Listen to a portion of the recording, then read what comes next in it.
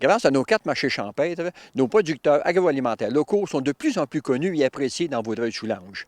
Avec le nouveau projet du marché gourmet, c'est maintenant à longueur d'année que vous pourrez les encourager.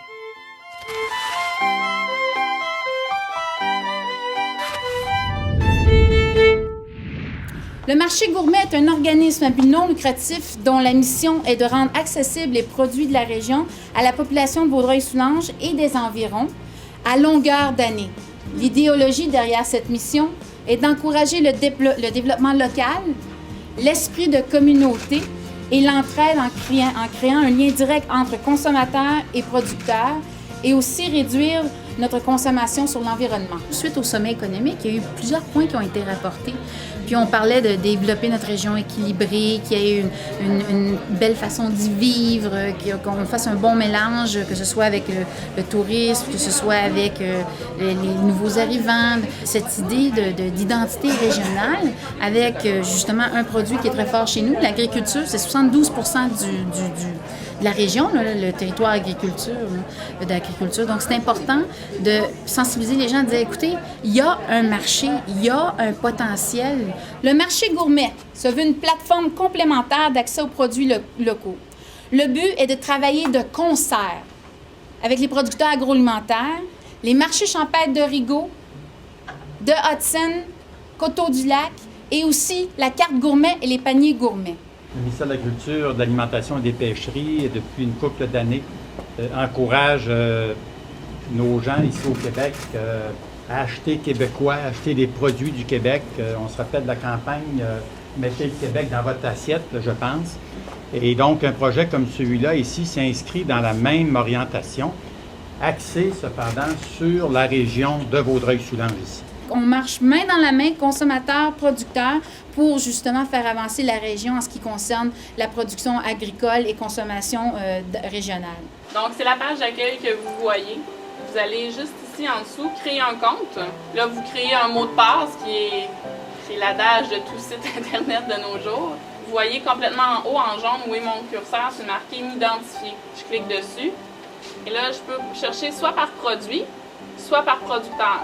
Disons que je vais par producteur. J'ai tous les producteurs qui apparaissent. Disons que je prends la Maison des bonbons. Je clique sur l'image. Le producteur, à chaque semaine, a l'obligation de mettre à jour son inventaire. Quel produit qui est disponible pour lui. Disons que j'ai envie d'une barre au chocolat feuilletée aux amandes. Je sélectionne le produit. Disons que j'ai terminé. Je vais dans ma commande. Et là, j'ai fait l'étape 1, votre panier. Là, je dis que oui, j'ai bien choisi un produit de la Maison des bonbons, barre au lait feuilleté aux amandes. Je dis aller à l'étape suivante. On me redonne mes indications personnelles. Donc, on passe à l'étape suivante, qui est la dernière, qui est la troisième. Et tout ce que j'ai à faire, c'est confirmer ma commande. Et j'ai juste à venir chercher ma commande le mardi suivant, comme on m'indique. Donc, comme je vous dis, il n'y a rien de mieux que de discuter avec le producteur, déguster le produit, vous l'avez aimé, vous allez pouvoir le commander en ligne. C'est fantastique. L'important à se souvenir, lorsque vous placez vos commandes, vous avez jusqu'au dimanche soir 21h pour placer vos commandes. Puis, par la suite, le système, lui, envoie l'information au producteur pour que le producteur ait au moins 2 jours, une journée, le lundi, pour préparer sa commande, puisque le mardi matin, de 8h à midi, les producteurs viennent mener leur commande. Alors, quand les producteurs arrivent le matin, ils ont chacun une caisse où ils mettent dedans leurs fruits ou, par exemple, ici, on a première moisson, où ils mettent dedans, chaque producteur a sa case à lui.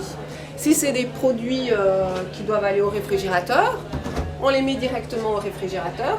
Chaque petite cassette a le nom du producteur. C'est des produits qui sont consommés à l'année. Il y a de la viande, il y a du chocolat, il y a de la bière, il y a aussi des fruits et des légumes, évidemment, que ça c'est par saison. Mais on a toutes sortes de produits, on a 700 produits, donc c'est énorme.